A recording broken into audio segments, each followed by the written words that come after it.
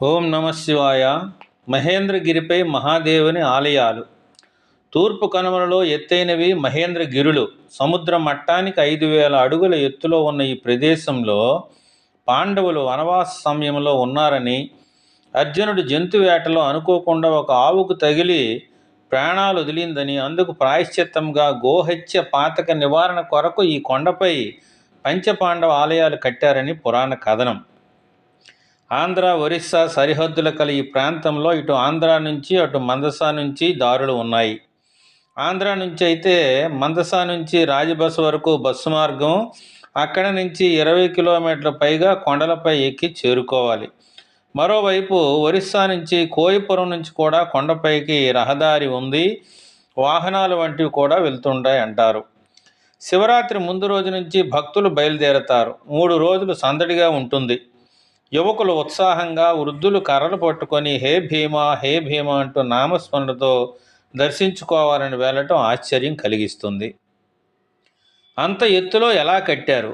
మనుషులు వెళ్ళడానికి 30 కిలోమీటర్ల దూరం నడవాలి. అలాంటి ప్రదేశంలో ఎత్తులో ఈ ఆలయ నిర్మాణాలు ఆశ్చర్యాన్ని కలిగిస్తాయి.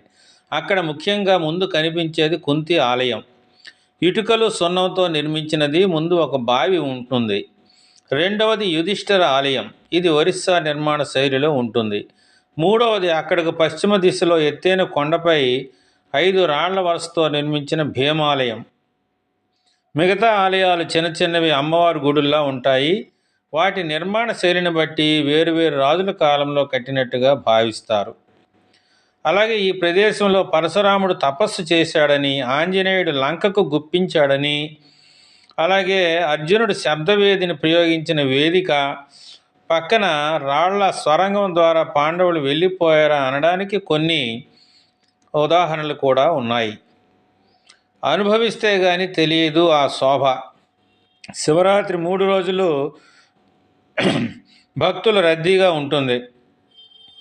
రాత్రి బ్యాటరీ సెల్ లైట్ల సాయంతో దూరం నుంచి చూసేవారికి యుద్ధానికి దండయాత్రకు వెళ్ళినట్టుగా ఉంటుంది. ప్రజలు శివనామస్మరణతో నినదిస్తుంటారు కాబట్టి ఎవరికి భయం ఉండదు. ఒక్క జంతువు కూడా కనబడదంటారు. ఎత్తైన ప్రదేశంకు చేరుకోగానే కష్టాన్ని మరిచి కమనీయ దృశ్యాలు కనిపిస్తాయి.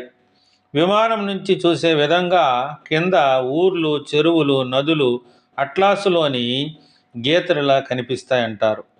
రాత్రి వేళ దూర పట్టణాలు విద్యుత్ దీపాలు మినుకు మినుకుమని చుక్కల్లా కనిపిస్తాయి.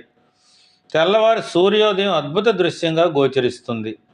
మనకంటే కిందుగా ఎర్రని పండులా పూర్ణబింబంలా కనిపించడంతో భక్తులు భక్తి పారవస్యంతో మొక్కుకుంటారు. అలాగే యాత్రకు వెళ్ళేటప్పుడు సరదాగా ఉంటుంది, దిగేటప్పుడు కష్టం అనిపిస్తుంది. ఆరోగ్యంగా ఉండేవారు పర్వాలేదు, కానీ ఇతర శారీరక సమస్యలు ఉండేవారు ఆలోచించుకొని వెళ్ళాలి. ఆపద సమయానికి సంబంధించిన మందులు, ఆహార వస్తువులు, నీళ్లు వంటివి కూడా పట్టుకొని వెళ్తుంటారు. ఏదైనా మహాదేవుని దయ ఉంటుందనడానికి ప్రతి సంవత్సరం అశేష జనవాహిని వెళుతున్నా ఎటువంటి ఇబ్బంది లేకుండా తిరిగి రావటం పరమశివుని కరుణగా భావిస్తారు. ఓం నమ శివాయ. ఈ వీడియో నచ్చితే లైక్ చేయండి, షేర్ చేయండి, కామెంట్ చేయండి.